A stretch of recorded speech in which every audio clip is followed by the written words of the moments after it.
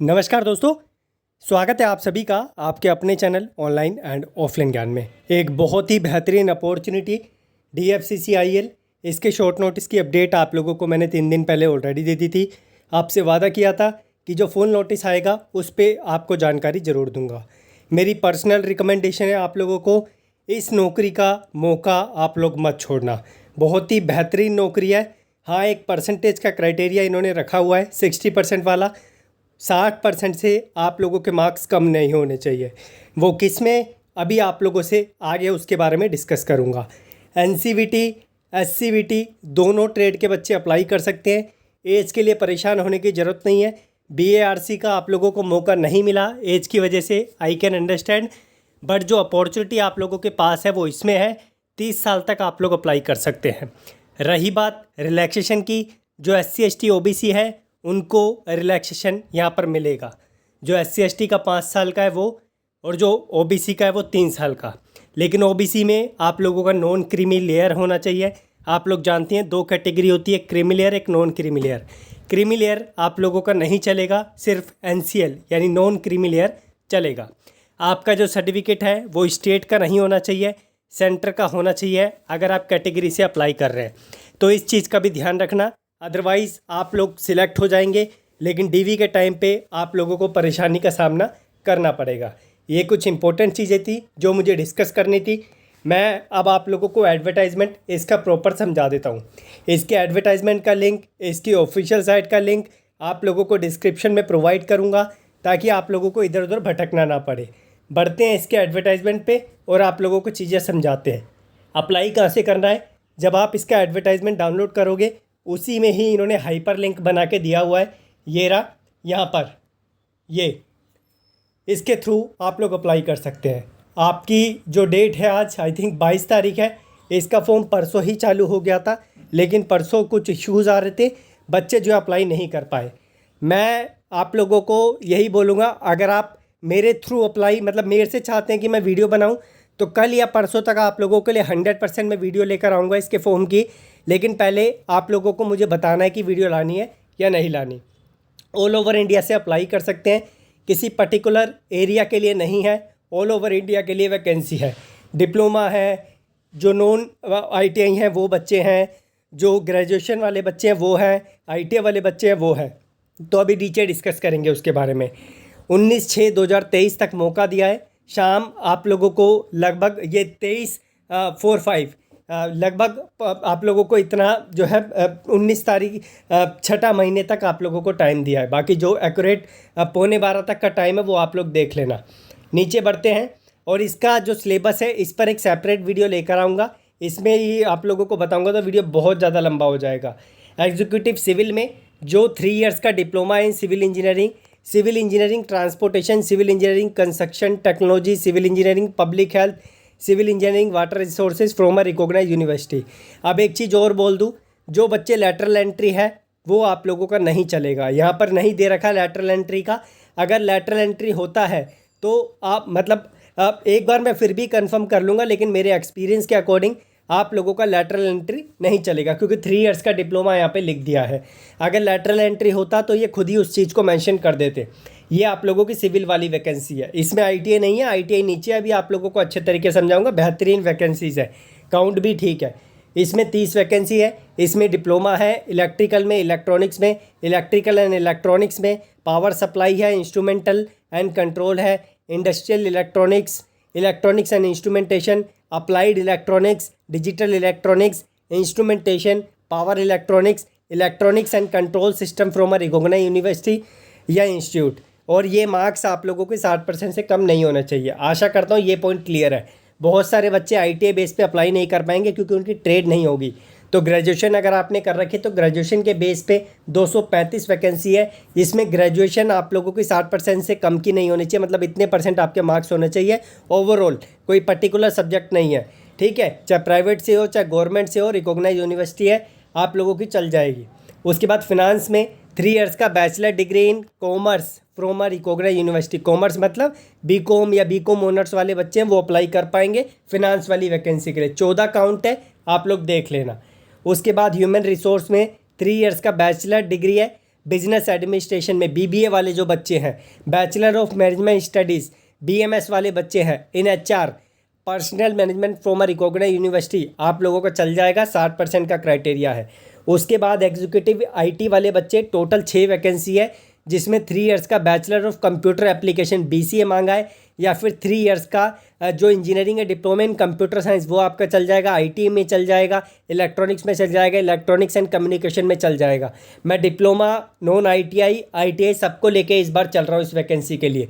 उसके बाद आते हैं भैया हमारी जो मेन चीज़ है जिसके लिए हमारा चैनल है, ITI वाले बच्चे, 24 वैकेंसी इलेक्ट्रिकल में, जिसको कैटेगरी वाइज इस तरीके से सेग्रीगेट किया हुआ है। और मैं NCL और नॉन NCL की बात कर रहा था, ये देखो साफ साफ इन्होंने NCL भी मेंशन कर दिया है, ये अच्छा काम इन्होंने किया है।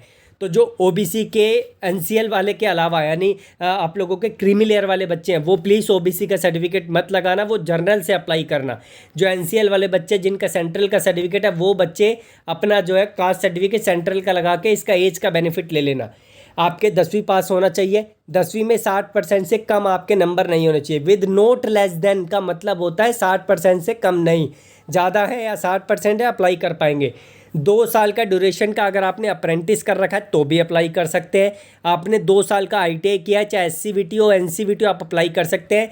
ITI इलेक्ट्रिकल वाले बच्चे जो है electrician, wireman, electrician, power distribution, lift and escalator machinist, वो मैकेनिक जो होता है वो instrument mechanic, technician, power electronic system from a recognised institute, जो आप लोगों का प्राइवेट है, गवर्नमेंट है, वो भी आपका चल जाएगा।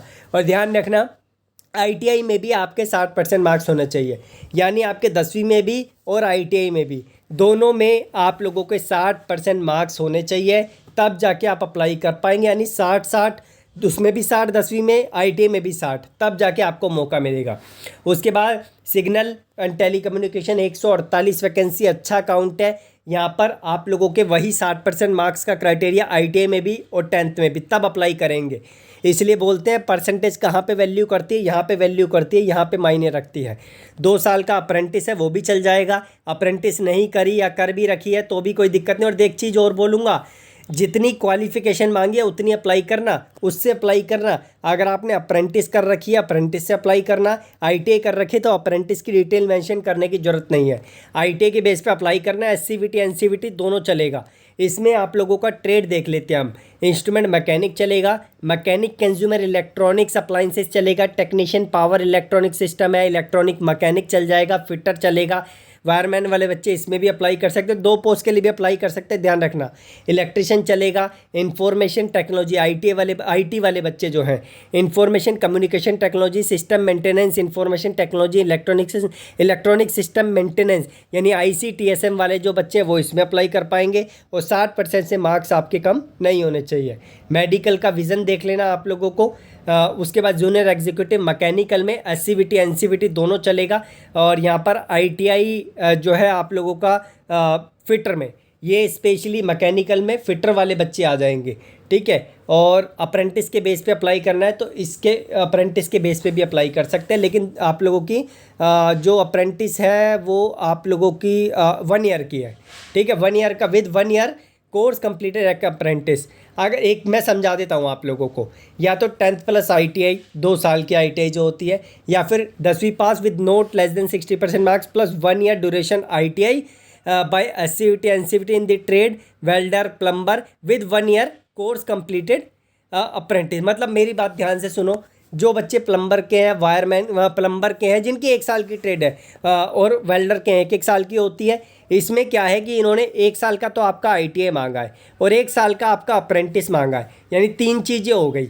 एक 10वीं पास हो गया, 10वीं पास के साथ आपका ITI 1 साल का होता है, प्लस 1 साल का अप्रेंटिस आपका चलेगा। जो बच्चे यहाँ पर सिर्फ 10th प्लस ITI प्लम्बर या फिर वेल्डर्स हैं वो अप्लाई नहीं कर पाएंगे इसमें, क्योंकि 1 साल का आपको अप्रेंटिस भी चाहिए। यहाँ पर कंपटीशन थोड़ा सा कम हो जाएगा इसी कारण की वजह से। जो simple ITI plus plumber wireman से है वो नहीं चलेगा, 10th प्लस ITI ऐसा नहीं चलेगा, साथ में अप्रेंटिस भी चाहिए। आशा करता हूँ ये पॉइंट आपका क्लियर हो गया होगा। हाँ, 2 साल के ITI है तो कोई टेंशन लेने की आप लोगों को ज़रूरत नहीं है। मैंने अपनी तरफ से आप लोगों को चीज़ें समझा दी है अच्छे तरीके से।